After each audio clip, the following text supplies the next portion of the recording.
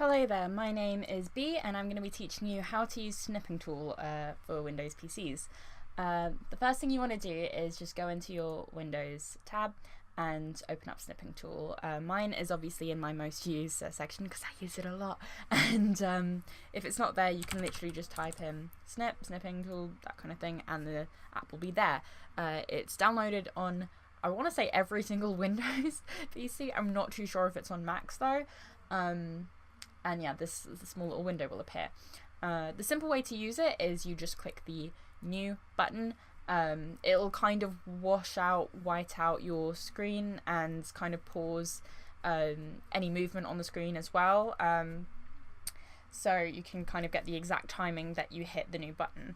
Then what you want to do is simply click and drag to kind of crop out the area that you want to screenshot. So here I've literally just done the suggested tabs on a new tab in Google Chrome, and it'll kind of reopen the image that you've cropped out into this different window. From there you can copy and paste it over places. So if you go into the edit tab, you can click copy through that, or as it shows the shortcut there, just press Ctrl+C, it'll save the image or put it onto your clipboard.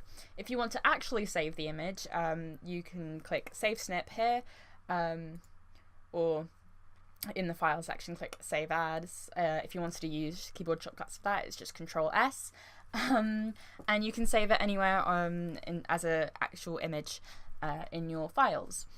Some really useful ways of utilizing this tool could be if you want to show a certain way of formatting something, or like an article in on the internet on a web page. You can copy it as an image itself, so you can show how they've set up all of the page without having to lose any of the formatting by just copying over the text into Word, for example. You can also use it to reduce image sizes much easier than actually going through the process of compressing images.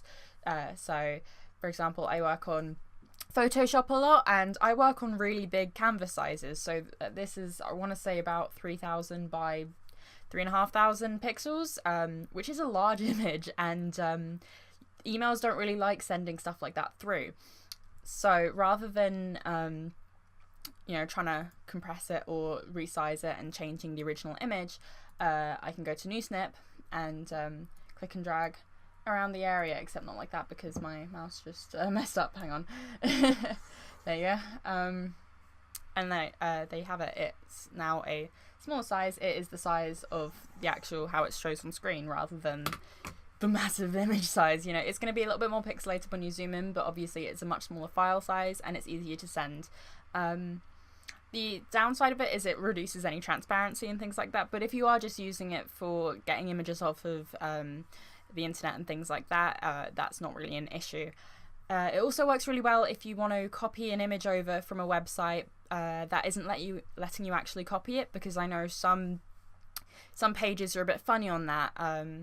Sometimes for me, Pinterest doesn't actually let me copy images themselves, so instead of going through to refine the image on the page it's from and wasting a good few minutes trying to find it, you can literally just open up Snipping tool and copy it and paste it over from that. So yeah, that's the basic rundown on how to use Snipping tool and a few ways that you can use it. I hope you learned something.